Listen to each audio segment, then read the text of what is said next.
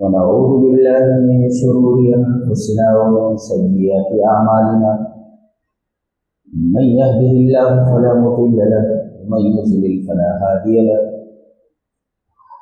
وأشهد أن لا إله إلا الله وحده لا شريك له وأشهد أن محمدا عبده ورسوله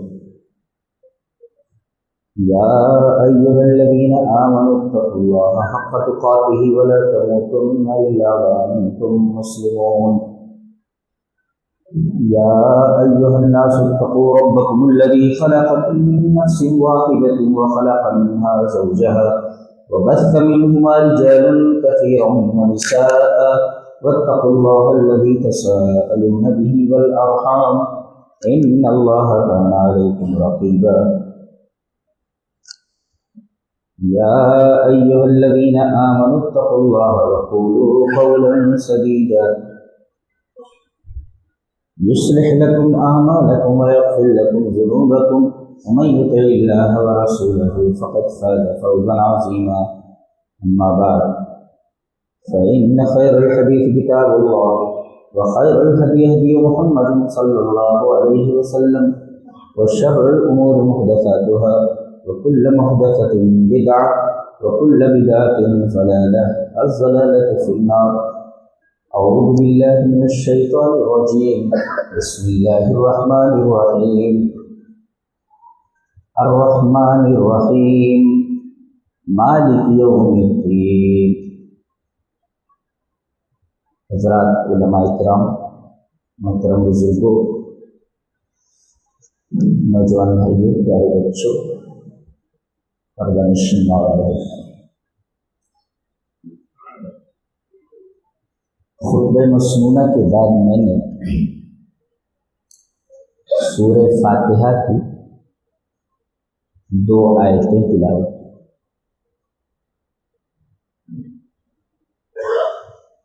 ایک الرحمن الرحیم اور ایک مالک یوم الدین۔ ان دونوں آیتوں میں باہم بہت گہرا ربط ہے۔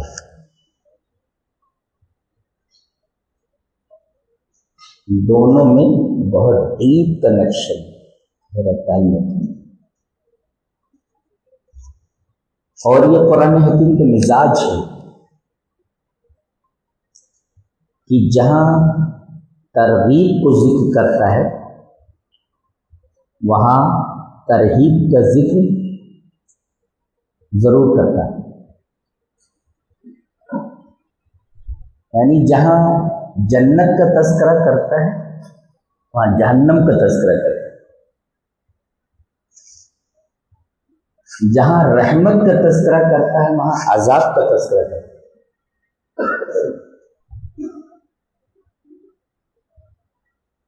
جہاں اچھے لوگوں کی اچھی جزا کا تذکرہ کرتا ہے وہاں برے لوگوں کی بری سزا کا بھی ذکر کرتا ہے۔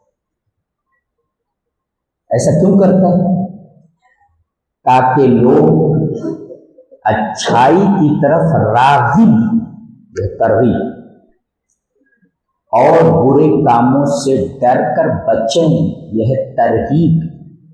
تو ترغیب کا مطلب ہوتا ہے راغب کرنا، اور ترہیب کا مطلب ہوتا ہے ڈرانا۔ ترغیب اور ترہیب۔ الرحمن الرحیم میں ترغیب۔ رحمان کسے کہتے ہیں اور رحیم کسے کہتے ہیں؟ رحمان کہتے ہیں ذو الرحمت الواسعہ، بہت زیادہ رحمت والا، زیادہ رحمت۔ ابن عثیمین رحمہ اللہ نے کہا کہ الرحمن کا مطلب ہے ذو الرحمت الواسعہ، وسیع، واسٹ، بہت ہی رحمت والا، اور رحیم کا مطلب ہے ذو الرحمت الواصلہ، رحمت کو پہنچانے والا۔ ارے بھائی آپ کے پاس پیسہ ہو لیکن آپ کسی کو دیں نا. اللہ تبارک و تعالی رحمان ہے، بہت زیادہ رحم والا، رحمت والا، اور رحیم ہے کہ اس رحمت کو کائنات کے ذرے ذرے تک پہنچا رہا ہے. تو الرحمن کا مطلب ہے ذو الرحمت الواسع، اور الرحیم کا مطلب ہے ذو الرحمت الواصلہ، پہنچانے والا. اور اس طرح پہنچایا ہے اس نے اپنی رحمت کو. فرماتا ہے وَرَحْمَتِي وَسِعَتْ كُلَّ شَيْءٍ، میری رحمت ہر چیز کو گھیرے ہوئے، کائنات کا ذرہ ذرہ اس کی رحمت تلے دبا ہوا ہے.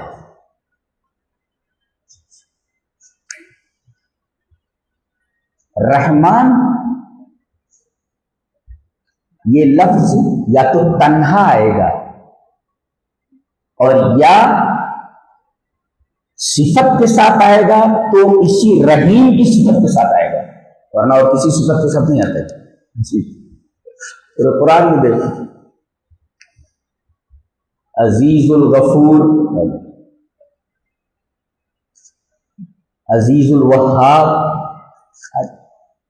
لیکن اس لفظ کا مزاج ایسا ہے الرحمن کا، آئے گا تو تنہا آئے گا، اور اگر کسی صفت کے ساتھ آئے گا تو ایک ہی صفت ہے جس کے ساتھ آتا ہے الرحیم.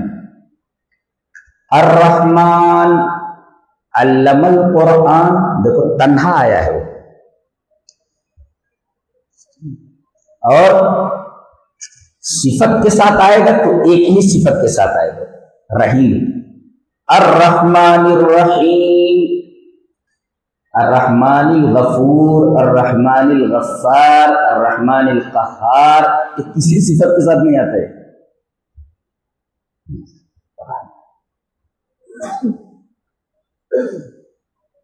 کتنا رحیم ہے وہ. آئیے ایک حدیث پڑھتے ہیں. حدیث اس طرح، وعن ابی ہریرہ رضی اللہ تعالی عنہ عن النبی صلی اللہ علیہ وسلم قال ان للہ مئۃ رحمۃ انزل منها رحمۃ واحدۃ بین الجن والانس والبہائم والحوام فبها یتراحمون وبها یتعاطفون، یا فبها یتعاطفون وبها یتراحمون وبها تعطف الوحش على ولدها وأخر الله 99 رحمة يرحم بها عباده يوم القيامة، رواه مسلم في كتاب التوبة. امام مسلم رحمہ اللہ اس حدیث کو ایسے کتاب التوبہ میں لائے ہیں، مسلم شریف.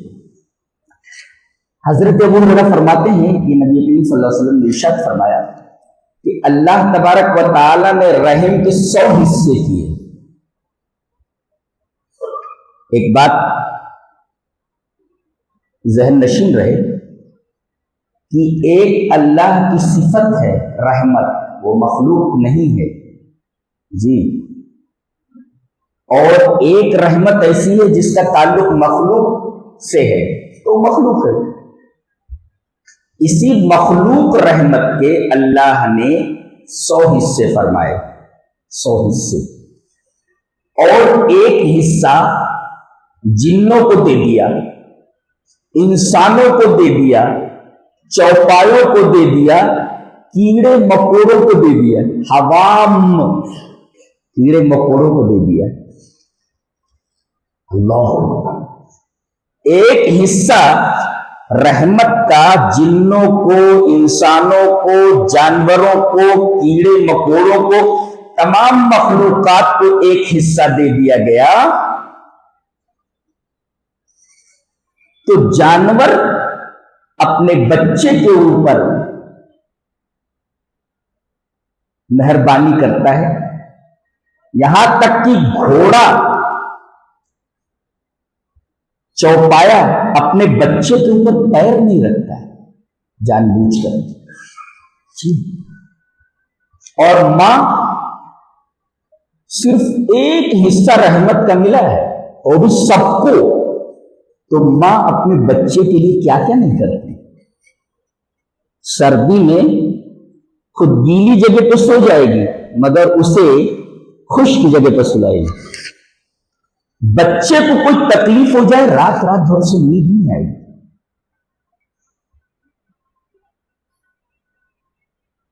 باپ اپنے بچے سے محبت کرتا ہے، اگر بیٹا اپنی کڈنی مانگ لے تو باپ کڈنی دینے سے ہچکچائے گا، پوری زندگی قربان کر دیتا ہے۔ بچے کو اعلیٰ تعلیم دلانے کے لیے باپ کیا کیا نہیں کرتا ہے۔ اگر اس کا بس چلے تو اپنے بیٹے کے لیے، بچے کے لیے خون کا آخری قطرہ بھی دیتے۔ اگر رحم کے ایک حصے سے مخلوق کے اوپر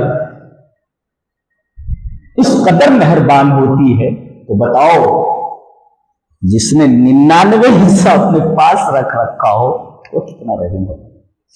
لگاؤ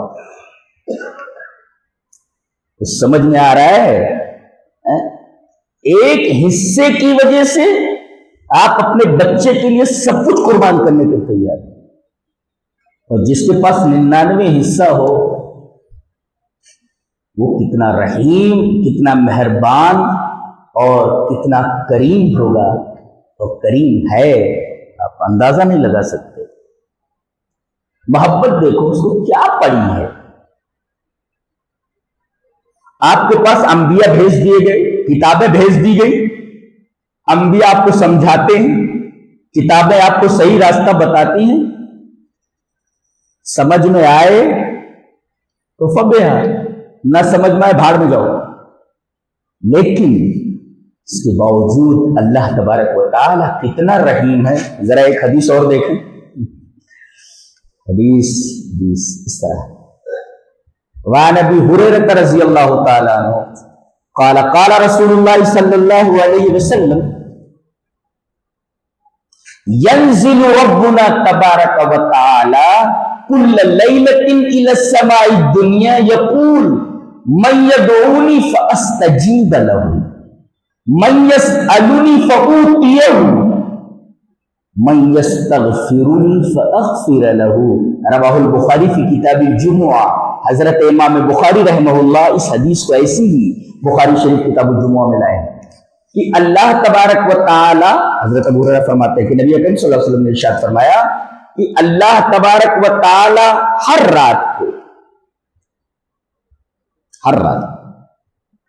نبی ہریرہ رضی اللہ تعالی عنہ قال قال رسول اللہ صلی اللہ علیہ وسلم ينزل ربنا تبارک و تعالی كل ليلة إلى السماء الدنيا حين يبقى ثلث الليل الآخر يقول من يدعوني فأستجيب له من يسألني فأوتيه ومن يستغفرني فأغفر له۔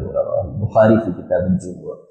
نبی کریم صلی اللہ علیہ وسلم نے ارشاد فرمایا کہ ہمارا رب سمائے دنیا پر، یہ دنیا والا جو آسمان ہے یہاں تک اترتا ہے۔ اب آپ ایک سوال کر سکتے ہیں کہ کوئی چیز کہیں سے اترے تو وہ جگہ خالی ہو جاتی ہے نا، ارے بوتل یہاں پر ہے ایسے۔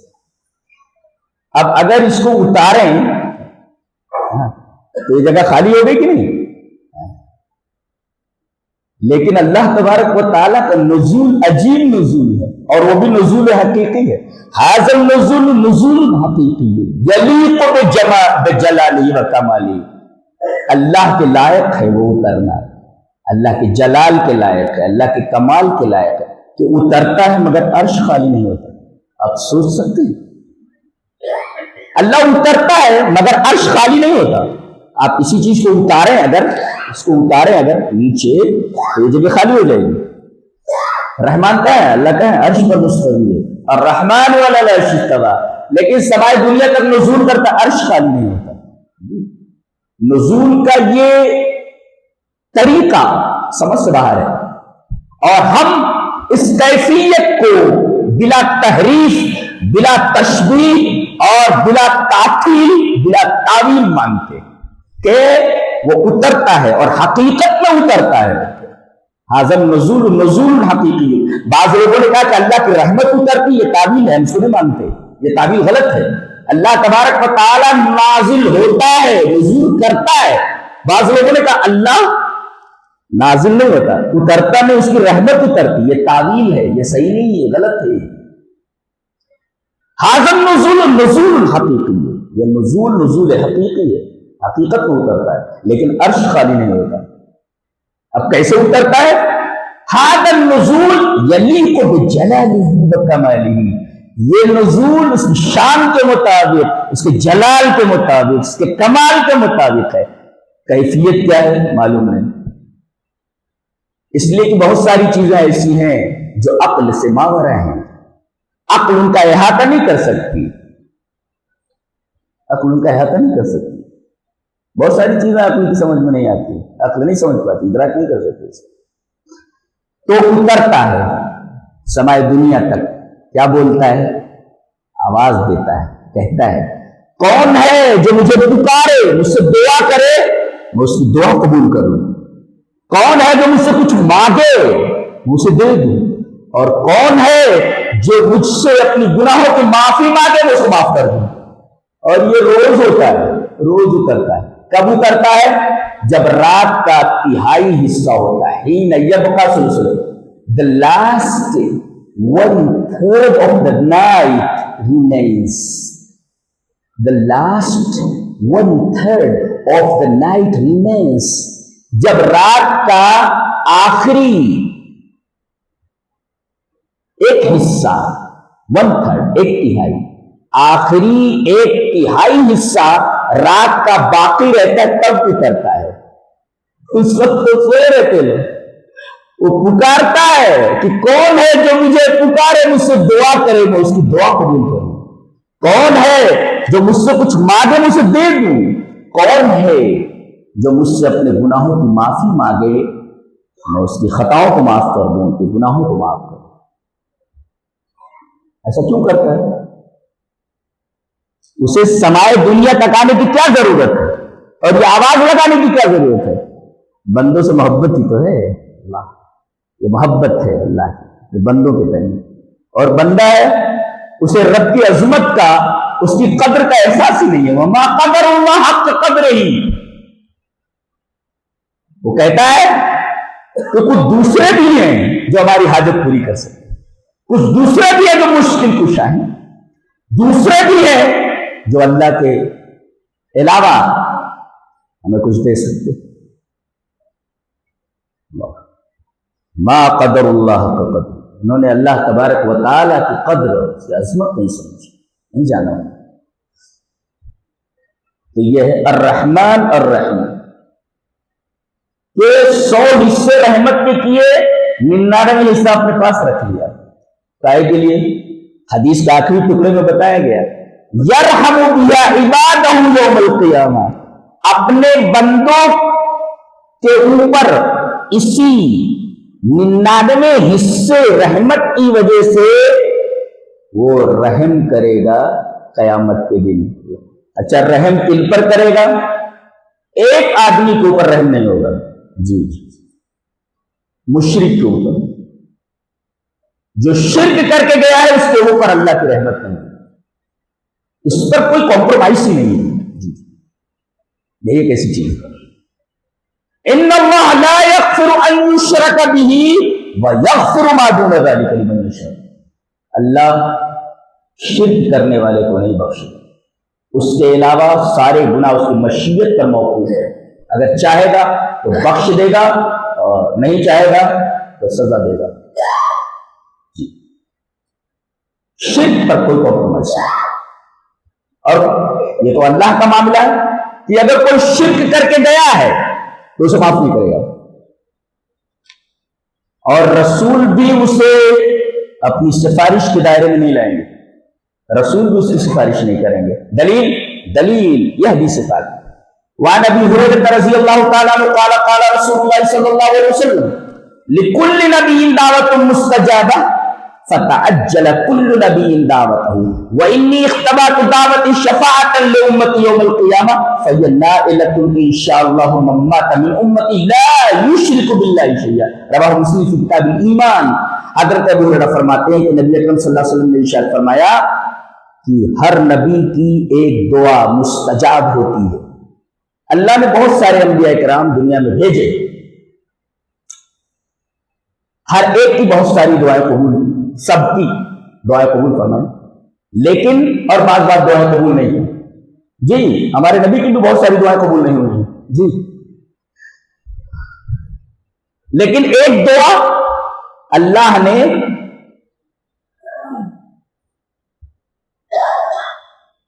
تمام انبیاء کے قبول کرنے، دعا قبول کرنے کی ضمانت دی کہ ایک دعا میں ضرور قبول کروں گا، ریجیکٹ نہیں ہوگی۔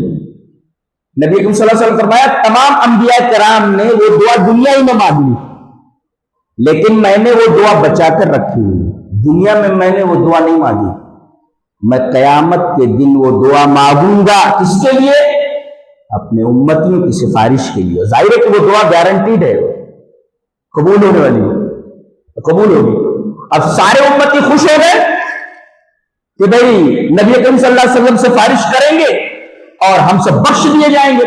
اس سوال کا جواب آخری ٹکڑے میں دیا گیا، فَيَ نَائِلَةٌ إِن شَاءَ اللَّهُ مَن مَّاتَ مِنْ أُمَّتِي لَا يُشْرِكُ بِاللَّهِ شَيْئًا۔ یہ سفارش اس شخص کو پہنچنے والی ہے جس نے اللہ کے ساتھ شرک نہیں کیا ہو۔ گویا اللہ کے بارے میں فرمایا گیا کہ وہ شرک کو نہیں بخشے گا، اور اس حدیث میں بیان کیا گیا کہ نبی کریم صلی اللہ علیہ وسلم کی شفاعت سے محروم ہو جائے گا، شفاعت نصیب نہیں ہوگی اس کو وہ شرک کہتے گیا، اس کے اوپر رحم نہیں ہوگا۔ بقیہ جتنے بھی گنہگار ہیں اللہ تبارک و تعالی ہر ایک کے ساتھ رحم کا برتاؤ کرے گا۔ جب اس کے رحم کا انداز بھی بڑا عجیب ہے، اگر وہ کسی کو ذلیل بھی کرے تو رحم ہے، کسی کو تکلیف میں ڈال دے یہ بھی رحم ہی ہے اس کا، کسی کو تخت پر بٹھا دے یہ بھی اس کا رحم ہے، اب کان پکڑ کر کے تخت کے نیچے اتار دے یہ بھی رحم ہے، عزت دے تو بھی رحم ہے، ذلت دے تب بھی رحم ہے۔ کیسے؟ اللہ نے فرمایا قُلِ اللَّهُمَّ مَالِكَ الْمُلْكِ تُؤْتِي الْمُلْكَ مَن تَشَاءُ وَتَنزِعُ الْمُلْكَ مِمَّن تَشَاءُ وَتُعِزُّ مَن تَشَاءُ وَتُذِلُّ مَن تَشَاءُ بِيَدِكَ الْخَيْرُ۔ شر نہیں، دیکھو کہا گیا آپ کہہ دیجئے کہ اے اللہ مالک الملک، تو بادشاہت کا مالک ہے، تؤتی الملک من تشاء، جسے چاہتا ہے بادشاہت عطا کرتا ہے، اقتدار دیتا ہے، وتنزع الملک ممن تشاء، اور جس سے چاہتا ہے بادشاہ چھین لیتا ہے، وتعز من تشاء، جس کو چاہتا ہے عزت دیتا ہے، وتذل من تشاء، جس کو چاہتا ہے ذلت دیتا ہے۔ اب یہ دیکھو حکومت دینا، دولت دینا، اقتدار دینا رحمت جی، اور چھین لینا یہ بھی رحمت ہی ہے۔ غور کیجئے، حکومت دے دی، اقتدار دے دیا، رحمت۔ تنزع الملک ممن تشاء، بدائے لگتا ہے یہ شر ہے، حکومت اقتدار دے دینا، دولت دے دینا یہ خیر، چھین لینا شر۔ وتعز من تشاء، عزت دینا خیر اور ذلیل کر دینا یہ شر۔ لیکن آگے کہا گیا بیدک الخیر، تیرے ہاتھ میں خیر ہی ہے، یعنی اگر تو کسی کو اقتدار دے، مال و دولت عطا کرے تو خیر، اور چھین لے تب بھی خیر ہی نہیں۔ اس کو اس طرح سمجھو جیسے اللہ تبارک و تعالی آپ کو اقتدار عطا کر دے اور آپ عدل کریں انصاف کریں تو اگر آپ ان اردت عدلا، اگر آپ انصاف کرتے ہیں تو یہ خیر ہے، اور اگر آپ ظلم کرتے ہیں اقتدار ملنے کے بعد، تو اگر اقتدار کو چھین لے تو یہ بھی خیر ہی تو ہے، یہ بھی خیر ہی تو ہے۔ کچھ ڈاکو گھومتے ہیں، کچھ چور گھومتے ہیں شہر میں، جنہوں نے لوگوں کا ناطقہ بند کر رکھا ہے، اب وہ پکڑ میں آ جاتے ہیں اور کہا جاتا ہے کہ چور کا ہاتھ کاٹ لیا جائے، تو چور کا ہاتھ کاٹا جانا کیا ہے؟ رحمت ہے یہ جی۔ کیوں؟ اس لیے کہ سارے لوگوں کو سکون ملا، چور پکڑا گیا، اس کا ہاتھ کاٹ لیا گیا، اس کے حق میں تو شر ہے مگر لوگوں کے حق میں خیر ہے یہ جی۔ تو اللہ اگر کسی کو عزت دے تب بھی خیر ہی ہے، کسی کو ذلیل کرے یہ بھی خیر ہی ہے، اور کسی کو اقتدار دے یہ بھی خیر ہی ہے، اور اقتدار چھین لے یہ بھی خیر ہی ہے۔ اس لیے کہ آگے کہا گیا بے خیر، اللہ تبارک و تعالیٰ کے ہاتھ میں صرف خیر ہے، چھینے تب بھی خیر، دے دے تب بھی خیر، لے لے تب بھی خیر، سب خیر ہی ہے۔ اب آپ ایک سوال کر سکتے ہیں کہ بعض لوگ بھوکے مر جاتے ہیں، بھوکے مر جاتے ہیں، یہ رحم کے خلاف ہے جی، اس میں بھی خیر ہی ہے، کوئی نہ کوئی خیر چھپا ہے جی، اس میں بھی کوئی نہ کوئی، ہماری سمجھ میں نہیں آتا لیکن کوئی نہ کوئی خیر اس میں چھپا ہوا ہے۔ بعض کے بچے مر جاتے ہیں، جوان بیٹے کا لاشا، جوان بیٹے کا جنازہ بوڑھا باپ اٹھاتا ہے، کتنا غم جھیلتا ہے وہ، آپ اندازہ نہیں لگا سکتے۔ اب کوئی کہے یہ تو رحم نہیں ہے کہ بوڑھے باپ کی لاٹھی کو توڑ دیا اللہ نے، یہ رحم نہیں ہے؟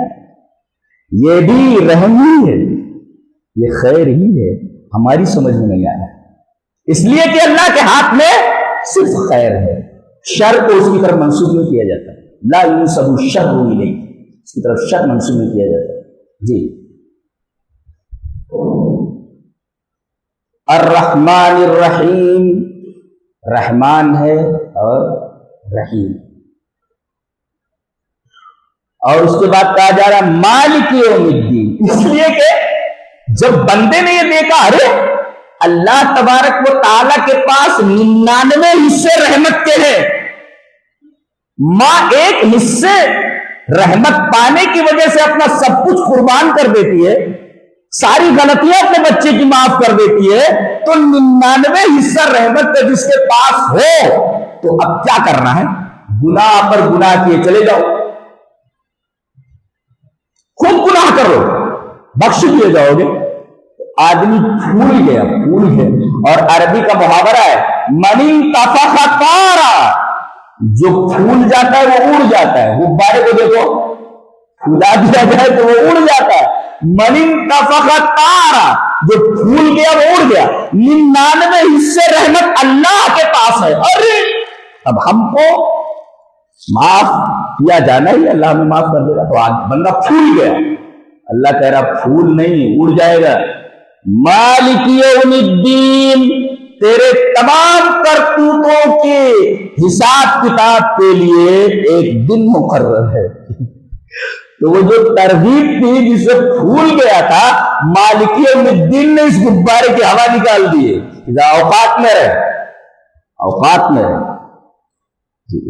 نبئ عبادی انی انا الغفور الرحیم وان عذابی هو العذاب الالیم، میرے بندوں کو خبر دے دو کہ میں بخشنے والا رحم کرنے والا ہوں۔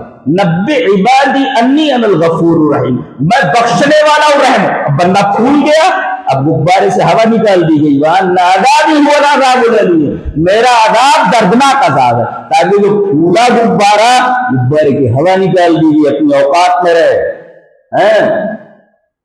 اس کا یہ مطلب نہیں ہے کہ اللہ تبارک و تعالیٰ اتنا رحیم ہے تو تم پوری زندگی اپنے انداز سے گزارے، منمانی زندگی گزارے۔ تو ایک طرف تو اس کو راغب کیا گیا، ترغیب دی گئی، دوسری طرف اس کو ڈرایا گیا، اس کو ترغیب کی گئی۔ تو الرحمن الرحیم میں ترغیب ہے اور مالک یوم الدین میں ترغیب ہے، ڈرایا گیا اس کو۔ مالک کس کو کہتے ہیں؟ اس میں دو قراءتیں ہیں، ایک ہے مالک، ایک ہے ملک۔ مالک مانے مالک اور ملک مانے بادشاہ۔ تو وہ یوم الدین کا مالک ہے، ایک تو اور ملک پڑھے تو یوم الدین کا بادشاہ ہے۔ مالک اور ملک میں کیا فرق ہے؟ مالک اور ملک میں، ملک وہ ما تملک، جس سے آپ مالک ہیں، اور ملک کس کو کہتے ہیں؟ انت تملک من یملک، آپ اس کے مالک ہو جو مالک ہے۔ مالک کا مالک ہونا یہ ملک ہے، اور کسی چیز کا مالک ہونا یہ مالک ہے جی۔ مالک وہ ما تملک، جس کے آپ مالک، مثلا میں اس بوتل کا مالک ہوں، اور تو میں اس کا مالک ہوں۔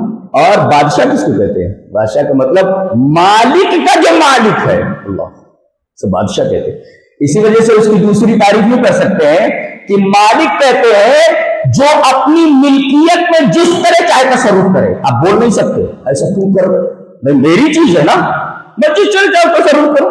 تو مالک وہ ہے جو اپنی ملکیت میں یتصرف کیف یشاء، جس طرح چاہے تصرف کرے۔ اور بادشاہ کسے کہتے ہیں؟ جو اپنی رعایا میں، اس کے جو ماتحت ہیں ان میں احکام کو یعنی امر اور نہی کو نافذ کرے۔ یہ کرنا ہی نہیں کرنا، کرو گے تو قاعدے سے رہو گے، اور اگر گڑبڑ کرو گے تو تمہیں سزا دی جائے گی۔ تو یہ مالک اور ملک کا فرق ہے۔ مالک جو کسی چیز کا مالک ہو، اور ملک کس کو کہتے ہیں؟ مالک کے مالک جی جی۔ اچھا، مالک تو اللہ تبارک و تعالیٰ دنیا میں بھی سب کا ہے، تو یہ کیوں کہا گیا یوم الدین کا مالک؟ ایسا کیوں کہا گیا؟ مالک بھائی وہ تو دنیا میں بھی مالک ہے نا ہر چیز کا، تو یوم الدین کا مالک اس کی تخصیص کیوں کی گئی؟ جواب اس کا یہ ہے کہ دنیا میں اللہ تبارک و تعالیٰ ظاہری طور پر لوگوں کو ملک دے دیتا ہے، مالک بنا دیتا ہے، آپ اس چیز کے مالک ہیں۔ اللہ نے فرمایا الم تر الی الذی حاج ابراہیم فی ربہ ان آتاہ اللہ الملک، نمرود کو اللہ تبارک و تعالیٰ نے ملک دیا جی۔ حضرت سلیمان علیہ السلام کی دعا، قال رب اغفر لی وہب لی ملکا لا ینبغی لاحد، اللہ مجھے ملک عطا فرما جی۔ تو اللہ تبارک و تعالیٰ نے دنیا میں لوگوں کو ظاہری ملکیت دے دی ہے جی، ظاہری طور پر کہ بھئی ظاہری طور پر تم اس کے مالک ہو۔ قیامت کے دن تین چیزیں، ایک تو کوئی بھی کسی چیز کی ملکیت کا دعوے دار نہیں ہوگا، نہیں کہہ سکتا کہ یہ میری چیز ہے۔ قیامت کے دن یہاں تو دعویٰ کرتے یہ چیز میری ہے، ارے بھائی یہ چیز میری ہے، یہ چیز میری ہے، وہ چیز میری ہے۔ قیامت کے دن کوئی کسی چیز کی ملکیت کا دعوے دار نہیں ہوگا، ایک۔ دوسرے، جب تک اللہ اجازت نہ دے کسی کو بولنے کی اجازت نہیں ہوگی کہ جائے کہ وہ بولے کہ یہ میری چیز ہے جی۔ لا یتکلمون الا من اذن له الرحمن، کوئی بول نہیں سکتا بغیر اللہ کی اجازت۔ تو ایک تو یہ کہ کوئی آدمی اس دن، یہاں تو آدمی بولتے ہیں میری موبائل ہے، یہ میرا گھر ہے، دعویٰ کرتا ہے۔ قیامت کے دن کوئی دعویٰ نہیں کر سکتا کہ یہ میری چیز ہے، دعوے دار نہیں ہو سکتا۔ دعویٰ تو چھوڑیے، یہ بھی نہیں بول سکتا کہ مجھے اجازت دی جائے۔ اللہ جس کو اجازت دے گا وہی بولے گا، کوئی یہ نہیں کہہ سکتا مجھے اجازت دی جائے۔ لا یتکلمون الا من اذن له الرحمن۔ اور تیسرے، دنیا میں جو ظاہری ملکیت دی گئی ہے، ظاہری بات، قیامت کے دن وہ ظاہری ملکیت چھین لی جائے گی۔ اللہ فرمایا گا لمن الملک اليوم، آج کس بادشاہ؟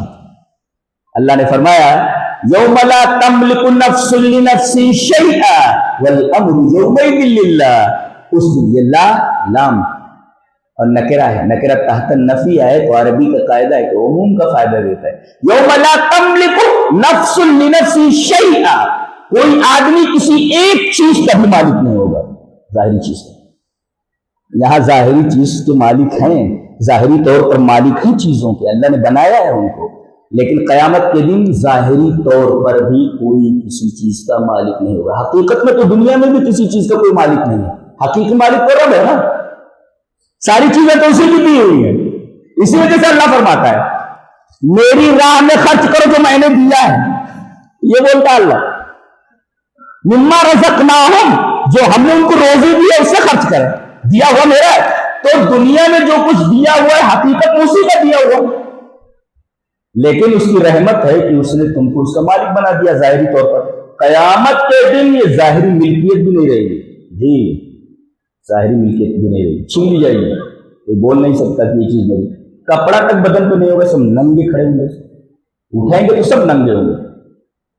کپڑا بدن پر نہیں ہوگا. ایک کپڑے کی ملکیت نہیں ہوگی آدمی کے پاس. کپڑے کی ملکیت نہیں.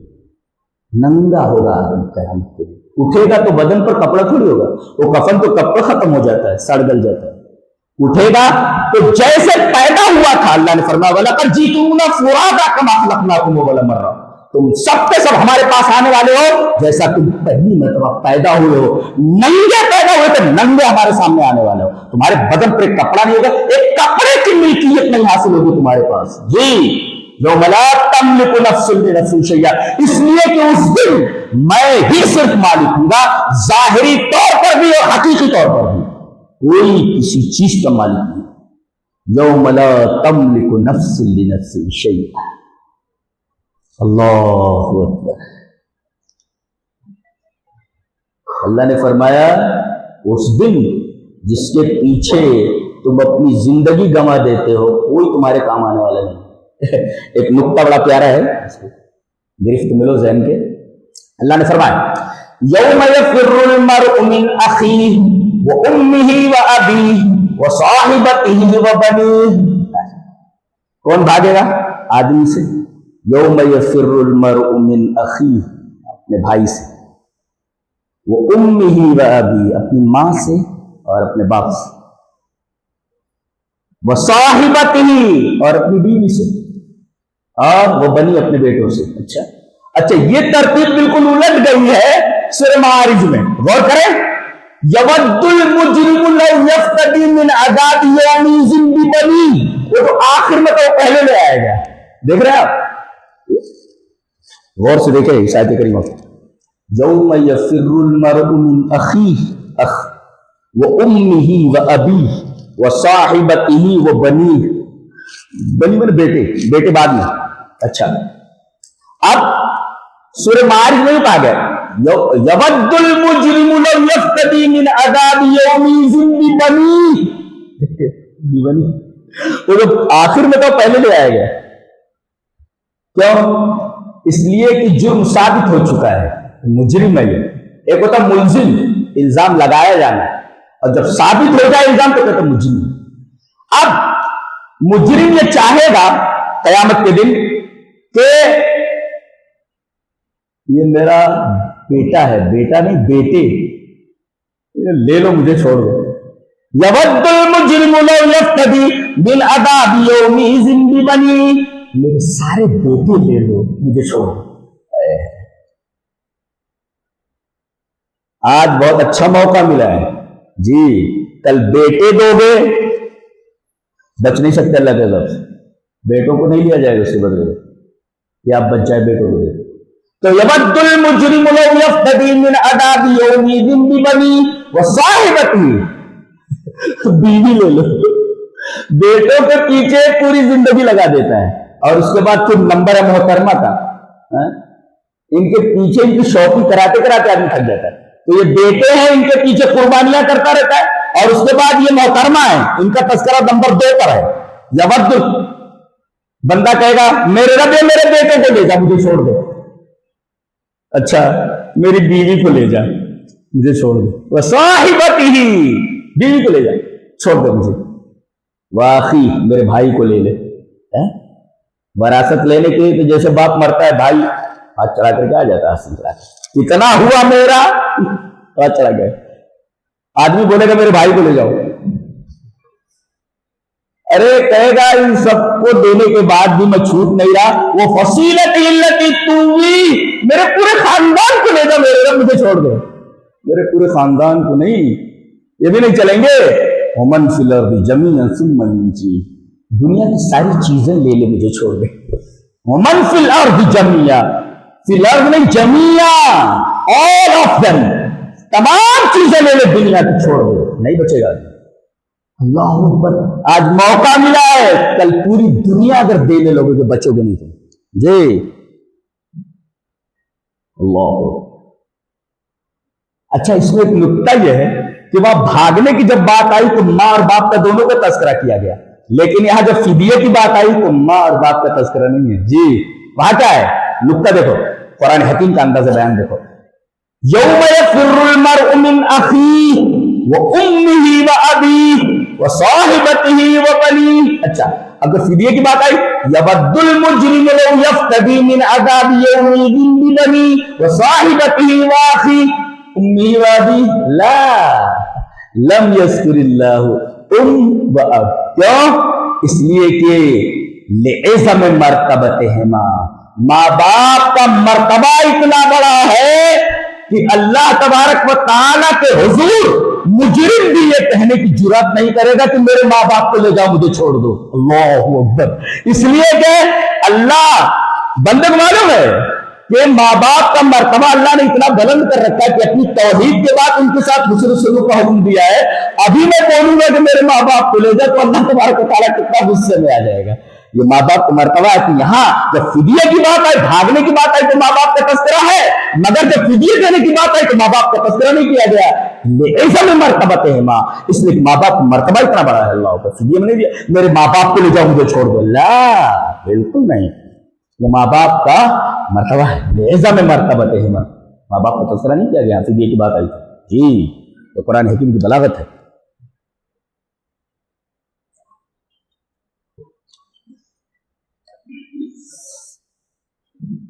तो मालिक और मलिक कयामत के दिन सिर्फ अल्लाह ताला। अच्छा, ये दिन का क्या मतलब है? दिन कितना बड़ा होगा? कयामत का दिन कितना बड़ा होगा? कोई बताओ, कयामत का दिन कितना बड़ा होगा? ये दलील देखें, हदीस वान अबी हुरैरा रज़ियल्लाहु तआला अन्हु क़ाल क़ाल रसूलुल्लाह सल्लल्लाहु अलैहि वसल्लम यदखुलुल फुक़राउ अल जन्नत क़ब्ल अल अग़नियाइ बिखम्सि मिअति आमिन निस्फ़ि यौमिन। रवाहु तिर्मिज़ी फ़ी अबवाब अज़-ज़ुहद। हज़रत इमाम तिर्मिज़ी रहमहुल्लाह इस हदीस को ऐसे ही अबवाब अज़-ज़ुहद के अंदर है। हज़रत अबू हुरैरा फरमाते हैं कि नबी अकरम सल्लल्लाहु अलैहि वसल्लम ने इरशाद फरमाया कि क़यामत के दिन पैसे वाले लोगों से पहले गरीब लोग 500 साल पहले जन्नत में चले जाएंगे। मैं पैसे लेके बैठा हुआ, 500 साल तक जनाब आली जन्नत में दाखिल नहीं हो रहे हैं जी। और आज 500 साल बोले तो 10 पीढ़ियां गुजर जाए। मिनिमम आदमी की जिंदगी 50-60 साल, 500 साल तक खूब पैसे कमा रहे, खूब पैसे। अगर अल्लाह की राह में खर्च नहीं किया आपने, 500 साल तक टामक टोलियां मारते रहोगे मैदान हश्र में जी। और गरीब लोग चलो जाओ जन्नत में, 500 साल तक बैठे हुए बेचारे पैसे वाले। अल्लाह के रसूल सल्लल्लाहु अलैहि वसल्लम ने इरशाद फरमाया कि पैसे वालों से 500 साल पहले गरीब लोग जन्नत पे पहुंच जाएंगे। यदखुलुल फुक़राउ अल जन्नत क़ब्ल अल अग़नियाइ बिखम्सि मिअतिन। ये बिखम्सि मिअतिन क्या है? बिखम्सि मिअति आमिन, 500 साल है ना, 500 साल बिखम्सि में। और ये निस्फ होगा, निस्फ दिन, इसलिए कि बिखम्सि मिअति आमिन के बाद क्या है? निस्फ यौमिन, निस्फ, ये आधा दिन होगा। तो पूरे क़यामत का दिन कितना हुआ? एक दिन कितने का हुआ? डबल करो ना, आधा हुआ ना, तो आधा का डबल 1000 साल। गोया कि ये जो हिसाब किताब का एक दिन होगा वो दुनिया के 1000 साल के बराबर होगा। और निस्फ यौम का गया ना, बिखम्सि मिअति आमिन निस्फ यौमिन। ये जो 500 साल है ये आधा दिन है जी। तो आधा दिन पहले चले जाएंगे वो कौन? जो गरीब लोग हैं। अब आधे दिन आपको रहना है, अब आधा दिन कितना है? दुनिया का 500 साल। टामक टोलियां मारते रहिए वहां पर जी। पता यह चला कि कयामत का एक हिसाब का एक दिन 1000 साल के बराबर है। और आधे दिन में चले जाएंगे गरीब लोग पहले, और आधे दिन आपको रहना है वहां पर। اور آدھا دن کتنا ہے؟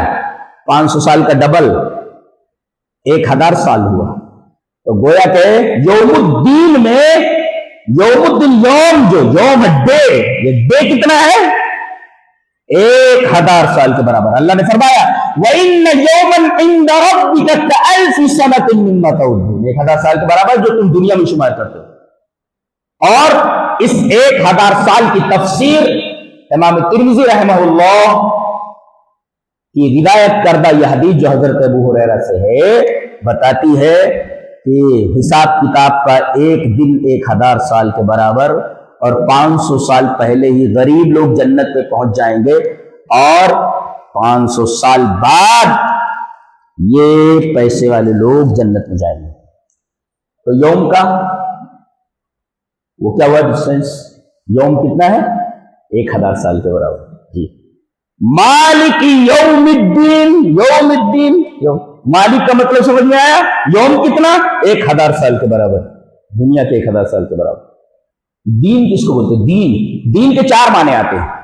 دین کا ایک مطلب ہوتا ہے عادت، جیسے ہم لوگ محاورہ کہتے ہیں ما زال ذالک دینی، ہمیشہ سے میری عادت رہی ہے. ترجمہ ہے ما زال ذالک دینی، دین مانے عادت. اور ایک مطلب ہوتا ہے عمل، جی. تیسرا مطلب ہوتا ہے الجزاء علی العمل، جی الجزاء علی العمل. اور ایک ہوتا ہے قانون، ما کان لیاخذ فی دین الملک. تو ایک ہوتا ہے دین کا مطلب قانون، اور ایک مطلب ہوتا ہے عادت، اور ایک مطلب ہوتا ہے عمل، اور ایک مطلب ہوتا ہے جزاء علی العمل. تو اب یہاں جو ہے جزاء علی العمل ہے. آپ نے دنیا میں جو عمل کیے ہیں اس کی جزا کا دن ہے. اچھا اللہ، آپ نے جو یہاں کیے ہیں کرتوت، ان کی جزا کا دن. ایک سوال کر سکتے ہیں آپ کہ دنیا ہی میں آدمی کو اس کے اچھے عملوں کا بدلہ نہیں دیا جاتا؟ نہیں دیا جا سکتا. آدمی کو اس کے برے عملوں کا بدلہ دنیا میں نہیں دیا جا سکتا. جی جی، پورا بدلہ دیا ہی نہیں جا سکتا. کیسے؟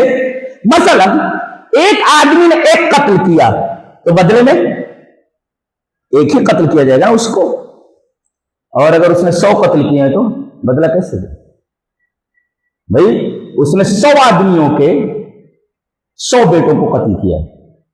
اب اگر اسے قتل کر دیا گیا تو ایک ہی آدمی کے بیٹے کے بدلے میں قتل کیا گیا تو 99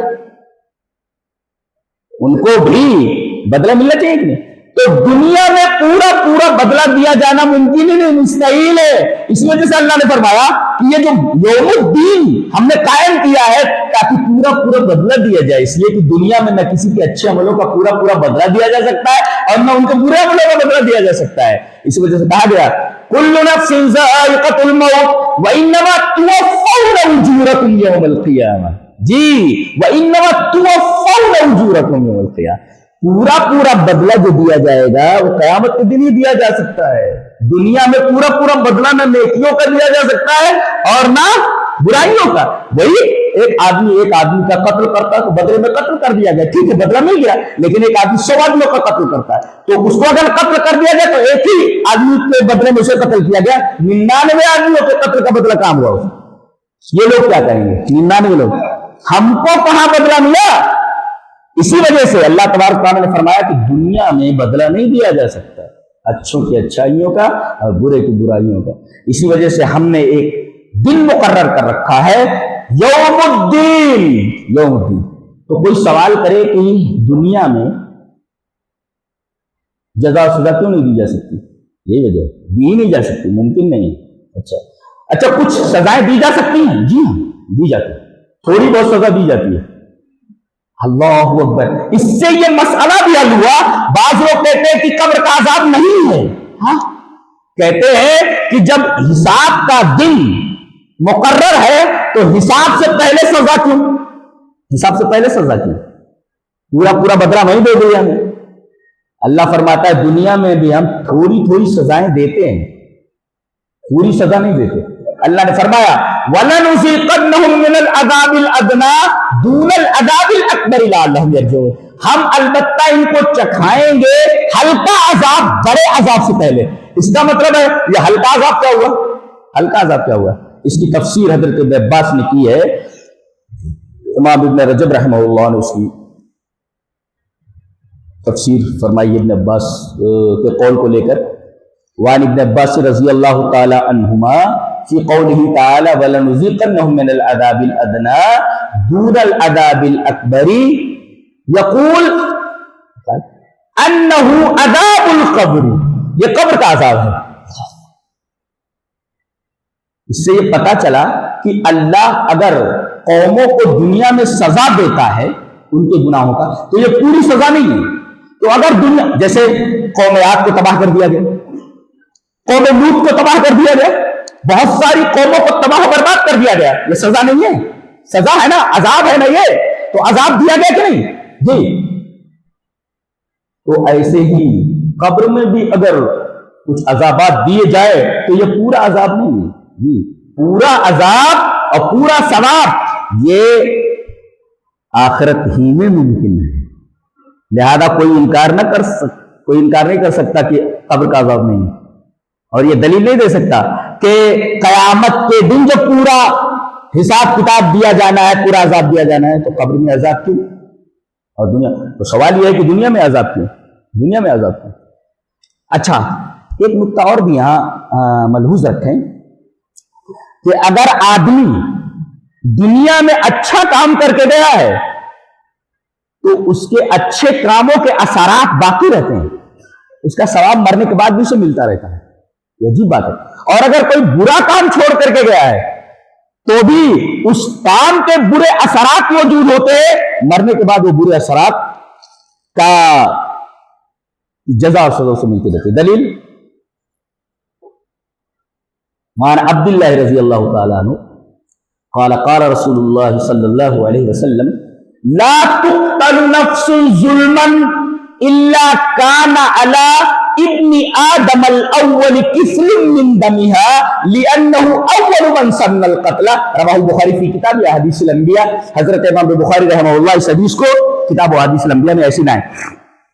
حضرت عبداللہ ابن مسعود فرماتے ہیں کہ نبی اکرم صلی اللہ علیہ وسلم نے ارشاد فرمایا کہ کوئی آدمی اگر ناحق قتل کر دیا جائے تو اس کے خون کے گناہ کا ایک حصہ, جیسے زید ہے کسی کو قتل کر دیتا ہے تو قتل کا گناہ اس کے اوپر تو آئے گا ہی, کس نے قتل کیا ہے, لیکن ایک حصہ اس کے گناہ کا آدم کے پہلے بیٹے قابیل کو ملے گا, کیونکہ سب سے پہلے قتل کی رسم اس نے ایجاد کی. لأنه اول من سن القتل. دیکھ رہے آپ, قتل ایک ہی بار کیا اس نے, لیکن چونکہ اس نے بری سنت قائم کی. ایسے ہی کوئی بدعت ایجاد کر کے چلا جائے تو جب تک بدعت کے اوپر لوگ عمل کرتے رہیں گے, یہ بدعتی جو ہے بدعت کرنے والا, اس کو سزا تو ملے گی. جس نے بدعت کی بنیاد رکھی ہے اس کو بھی ایک حصہ اس گناہ کا ملتا رہے گا, اس لیے کہ وہ اس بدعت کو شرک کا موجب ہے. وہ لأنه اول من سن القتل. قتل کسی نے کیا, لیکن قتل کا جو گناہ ہے اس گناہ کا ایک حصہ آدم کے پہلے بیٹے قابیل کو ملے گا. کیوں؟ اس لیے لأنه اول من سن القتل, اس لیے کہ اس نے قتل کی سنت ایجاد کی. جی, تو میں نے یہ بتایا کہ آدمی کوئی بری سنت, کوئی برا طریقہ چھوڑ کر جائے تو برے طریقے کے اثرات باقی رہتے ہیں, اور یہ اثرات مرنے کے بعد اس تک پہنچتے رہتے ہیں. دیکھو وہ مر گیا, کب کا مر گیا, وہ آدم کا پہلا بیٹا قابیل, لیکن آج تک جتنے قتل ہوتے ہیں قتل کا جو گناہ اس کا ایک حصہ اس کے اوپر لگتا چلا جا رہا ہے. لہذا بچو کسی بری سنت کو ایجاد کرنے سے, کسی بری بدعت کے ایجاد کرنے سے, شرک کا کوئی طریقہ ایجاد کرنے سے بچو. لأنه اول من سن القتل. اور اگر کوئی نیکی چھوڑ کر کے جاتا ہے تو اس کے اچھے اثرات مرتب ہوتے ہیں. دلیل یہ حدیث پاک. وعن ابی ہریرہ رضی اللہ تعالی عنہ ان رسول اللہ صلی اللہ علیہ وسلم قال اذا مات الانسان انقطع عنه عمله الا من ثلاثه الا من صدقه جاريه او علم ينتفع به او ولد صالح يدعو به. رواه مسلم في كتاب الوصيه. حضرت ابو ہریرہ فرماتے ہیں کہ نبی اکرم صلی اللہ علیہ وسلم نے ارشاد فرمایا کہ انسان جب مر جاتا ہے تو اس کا عمل ختم ہو جاتا ہے، جی ختم ہو جاتا ہے، وہ کچھ نہیں کر سکتا وہ، جی لیکن 3 چیزیں جو چھوڑ کر کے گیا ہے اچھے، اس کے اثرات مرتب ہوتے، یہ اثرات مرنے کے بعد بھی اس تک پہنچتے رہتے. کیسے؟ صدقہ جاریہ، صدقہ جاریہ کر کے گیا جی. اسی طریقے سے علم ينتفع به، ایسا علم چھوڑ کر کے گیا جس سے لوگ فائدہ حاصل کر رہے ہیں، تو جب تک اس کے علم سے لوگ فائدہ حاصل کرتے رہیں گے اس کا ثواب ملتا ہے، اس لیے کہ یہ اچھی چیز ہے اور اچھی چیز کے اثرات موجود رہتے ہیں، مرنے کے بعد بھی وہ اثرات اس تک پہنچتے رہتے ہیں. اسی طرح اول صالح يدعو، نیک بچہ ہے جو دعا کرے گا. دیکھو لڑکے کو، بچے کو نیک بنانے میں اس کا ہاتھ رہا ہے نا، اب وہ جتنے عمل، جتنی بار دعا کرے گا، جیسی دعا کرے گا، اس دعا کا اثر دیکھو، اچھا اثر چھوڑ کر گیا ہے نیک بچہ، تو اس کے اثرات باقی رہتے ہیں، مرنے کے بعد بھی اس کو پہنچتے رہتے ہیں. ایک دلیل. دوسری حدیث اس طرح وعن ابی ہریرہ رضی اللہ تعالی عنہ قال قال رسول اللہ صلی اللہ علیہ وسلم ان مما يلحق المؤمن من عمله وحسناته بعد موته علما علمه ونشره وولدا صالحا تركه ومصحفا ورثه او مسجدا بناه او بیتا لابن السبیل بناه او صدقة اخرجها من ماله في صحته وحياته فالحقه من بعد موته. رواہ ابن ماجہ فی افتتاح الکتاب فی الایمان. رواہ ابن ماجہ، امام ابن ماجہ رحمہ اللہ افتتاح الکتاب فی الایمان کے اندر یہ روایت لائے ہیں حضرت ابو ہریرہ سے. حضرت ابو ہریرہ فرماتے ہیں کہ نبی اکرم صلی اللہ علیہ وسلم نے ارشاد فرمایا کہ مومن کو اس کی موت کے بعد جن نیکیوں کا ثواب پہنچتا رہتا ہے، اس کے اثرات موجود ہوتے ہیں، اس کا ثواب پہنچتا رہتا ہے. کون کون سی چیز ہے؟ کچھ چیزیں گنائی نبی کریم صلی اللہ علیہ وسلم نے. ایک تو علم چھوڑ گیا یا علم کو پھیلایا اس نے، اسی طریقے سے قرآن مجید بنٹوا دیا اس نے جی. اسی طریقے سے نیک اولاد چھوڑ گیا، مسجد بنا دی، مسجد بنا، سرائے بنا دی جہاں مسافر ٹھہرتے ہیں، یا اپنی زندگی میں صدقہ نکالا حالت صحت میں. تو یہ ساری چیزیں ایسی ہیں جو اچھی ہیں، ان کے اثرات موجود رہتے، باقی رہتے، اور یہ اثرات مرنے کے بعد بھی اس تک پہنچتے ہیں، اس کا سبب پہنچتا رہتا ہے. تو دیکھو بری چیز کا اثر باقی رہا، مرنے کے بعد اس تک پہنچتا رہا، اچھی چیز کے اثرات باقی رہتے، مرنے کے بعد بھی اس تک پہنچتے رہتے جی. تو برا اثر چھوڑ کر کے مت جاؤ، اچھے اثرات چھوڑ کر کے جاؤ تاکہ مرنے کے بعد بھی تم کو اس کا ثواب ملتا رہے. اور جہاں تک آدمی، اچھا دنیا میں 3 قسم کے فلسفے ہیں، اور یہ 3 قسم کے فلسفے آج تک چل رہے ہیں. ایک یہودی فلسفہ ہے. یہودی فلسفہ کیا ہے؟ نحن ابناء اللہ واحباؤ، ہم اللہ کے بیٹے ہیں، اس کے چہیتے ہیں. آج بھی یہ تصورات موجود ہیں لوگوں میں. ہم فلاں سے منسوب ہیں، ہم انبیاء کی اولاد ہیں جی، ہم انبیاء کی اولاد ہیں، ہم جہنم میں جائیں گے. یعنی وہ یہ سمجھتے ہیں کہ انبیاء کے گھر میں پیدا ہوئے، انبیاء کی اولاد ہے، یہ جو انبیاء سے نسبت ہے یہ نسبت کام آئے گی. اللہ نے فرمایا نسبت کام نہیں آتی. یہ فلسفہ آج تک رائج ہے جی. بتاؤ کہ یہ فلسفہ اگر مان لیا جائے کہ ہم انبیاء کی اولاد ہیں اور یہ نسبت انبیاء سے ہمیں جنت میں نہیں لے جا سکتی، ہمیں جہنم میں نہیں لے جا سکتی، ہم جنت میں جائیں گے، آدمی گناہ سے رکے گا؟ اسے گناہ کو ہوا دینا ہے. زندگی پر گناہ کرو، ہم انبیاء کی اولاد بخش دیے جائیں گے. دوسرا فلسفہ عیسائیوں کا ہے. ان کا فلسفہ یہ ہے کہ حضرت عیسیٰ علیہ السلام ہمارے پیغمبر نہیں بولتے، سن آف گاڈ بولتے، انہوں نے اپنے گناہ اپنے سر پر لے لیے، سولی پر چڑھ گئے. یہ عجیب قوم ہے، اپنے پیغمبر کو سولی پر چڑھا کر کے خوش ہو رہی ہے. یہ عجیب قوم نہیں ہے کہ ہمارے پیغمبر نے پورا گناہ امت کا اپنے سر کے اوپر لے لیا عیسائیوں کا اور سولی پر چڑھ گئے، خوش ہیں. سر پیغمبر کو سولی دیے جانے پر خوش ہے. کیسی قوم ہے یہ؟ عجیب و غریب قوم ہے. اب بتاؤ اگر یہ تصور کسی کے، یہ فلسفہ کسی کے پاس آ جائے کہ ہمارا پیغمبر تو ہمارے گناہ لے کر سولی پر چڑھ گیا، گناہ کرنے سے باز آئے گی ایسی قوم؟ برابر گناہ کرتی رہے گی. یہ کفارہ تو ہو چکا ہے. اور تیسرے مشرکین کہتے تھے کہ مرنے کے بعد زندگی ہی نہیں ہے، اور وہ کنفیوز تھے. کبھی کہتے تھے کہ اگر قیامت ہوئی بھی تو ہاؤلا شفاؤنا عند اللہ، ہمارے سفارشی ہے نا، فلاں صاحب ہے نا، ہمیں بخشوا دیں گے. یہ تصور آج بھی کسی نہ کسی شکل میں مسلمانوں میں موجود ہے. جیسے وہ کہتے تھے کہ قیامت آئے گی نہیں، اور اگر قیامت آئی تو ہمارے شفاء موجود ہیں نا، یہ ہمیں بخشوا دیں گے.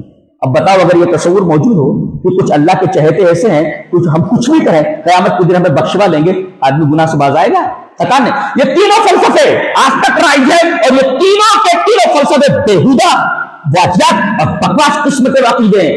ان فلسفوں کو سامنے رکھ کر اگر دیکھا جائے تو آدمی ان تینوں فلسفوں کا اگر مان لے تو گناہ سے کبھی نہیں رکے گا.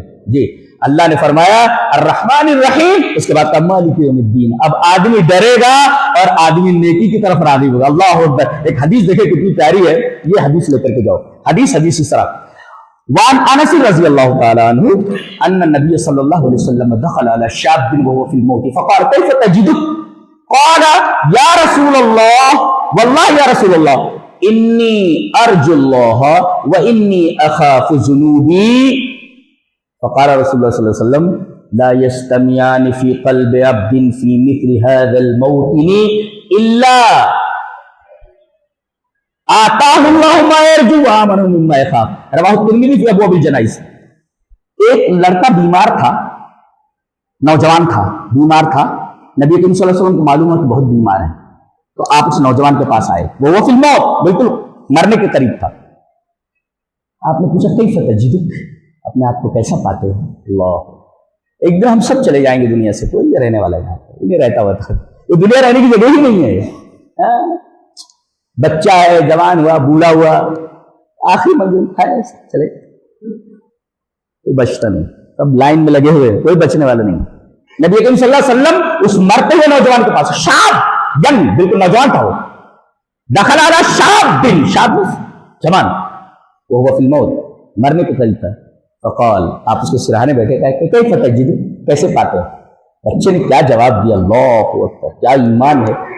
فقال, کہا واللہ یا رسول اللہ, اللہ کی قسم اے اللہ کے رسول, انی ارجو اللہ, میں اللہ سے امید رکھتا ہوں اس کے رحم سے کہ میں بخش دیا جاؤں گا.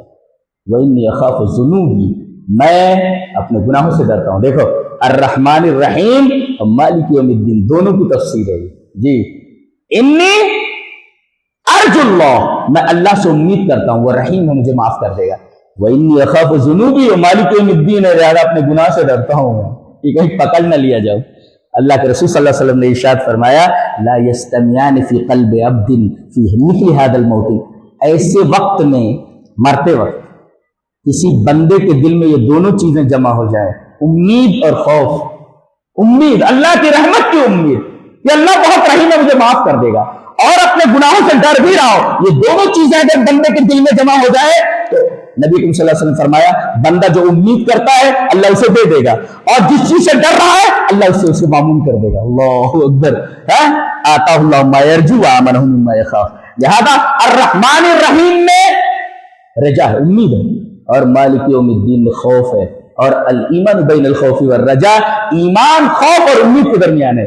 لہذا آدمی جری نہ ہو جائے کہ میں کتنا بھی گناہ کروں, کچھ بھی کروں, بخش دیا جاؤں گا جی, بلکہ ایمان خوف اور امید کے درمیان ہے. ڈرنا بھی چاہیے اور اللہ کی رحمت سے مایوس نہیں ہونا چاہیے جی. اللہ کی رحمت سے کبھی مایوس نہ ہو, اور اپنے گناہوں پر کبھی جری نہیں ہونا, کچھ بھی کرتے رہو. اللہ اکبر. یہ حدیث اچھی طرح یاد رکھو, اچھی طرح یاد رکھو اس حدیث کو جی. اور نبی کریم صلی اللہ علیہ وسلم نے فرمایا تم لوگوں نے کون سا تصور پال رکھا ہے. چلیے وہ حدیث دیکھ لیتے ہیں. وعن ابی ہریرہ رضی اللہ تعالی عنہ قال قال رسول اللہ صلی اللہ علیہ وسلم حين انزل علیہ وانذر عشیرتک الاقربین قال یا معشر قریش اشتروا انفسکم من اللہ لا اغنی عنکم من اللہ شیئا ویا بنی عبد المطلب لا اغنی عنکم من اللہ شیئا ویا عباس ابن عبد المطلب لا اغنی عنکم من اللہ شیئا وَيَا صَفِيَّةُ أَمَّةَ رسول اللہ صلی اللہ علیہ وسلم لا اغنی عنکم من اللہ شیئا وَيَا فاطمة بنت محمد صلی اللہ علیہ وسلم سلینی ماشی لا اغنی عنکم من اللہ شیئا. رواہ النسائی فی کتاب الوصایا. حضرت امام نسائی رحمہ اللہ اس حدیث کو ایسے ہی نسائی شریف کتاب الوصایا کے اندر نبی کریم صلی اللہ علیہ وسلم کو پر جب آیت نازل ہوئی وانذر عشیرتک الاقربین کہ اپنے قریبی رشتہ داروں کو آپ ڈرا دیجیے, جب یہ آیت نازل ہوئی تو آپ نے قریش کے لوگوں سے کہا اے قریش کے لوگوں تم اپنے آپ کو, اپنی جانوں کو اللہ سے خرید لو, اپنی جانوں کو اللہ سے خرید لو. اچھا خریدتا کیسے؟ ارے بھائی یہ جان ہے، اب اس کو خریدنا ہے. کس سے خریدو گے؟ کوئی چیز خریدو پیسہ دیتے ہو نا، تو وہ جان تو اللہ کے پاس ہے، تو اس جان کو تم خرید لو نیک عملوں کے ذریعے. لا اغنی عنکم من اللہ شیئا، میں قیامت کے دن تمہارے لیے کچھ نہیں کر سکتا. اور پھر عباس سے کہا، پورے بنی عبد المطلب سے میں تمہارے لیے کچھ نہیں کر سکتا. آپ نے فرمایا اور اے عباس آپ کے چچا میں تمہارے لیے کچھ نہیں کر سکتا، اور اے میری پھوپھی صفیہ میں تمہارے لیے کچھ نہیں کر سکتا، اور اے میری لخت جگر فاطمہ دنیا میں جو مانگنا ہو مانگ لو، سلینی ماشی جو چاہے مانگ لو، اگر میرے بس میں ہوگا تو دے دوں گا، لیکن قیامت کے دن لا اغنی عنکم من اللہ شیئا. اللہ یہ جزا سزا کا تصور ہے اسلام میں. کوئی یہ بھروسہ نہ کر لے ہم انبیاء کے اولاد ہیں، ہم فلاں ہیں فلاں ہے فلاں سے ہماری نسبت، کام نہیں، بالکل نہیں. الرحمن الرحیم مالک یوم الدین. آدمی اللہ سے مایوس نہ ہو اس کی رحمت سے، اور دوسرے اللہ تبارک و تعالی نے جو چیزیں حرام کر دی ہیں ان سے ڈرتا رہے، ان کے قریب نہ جائے.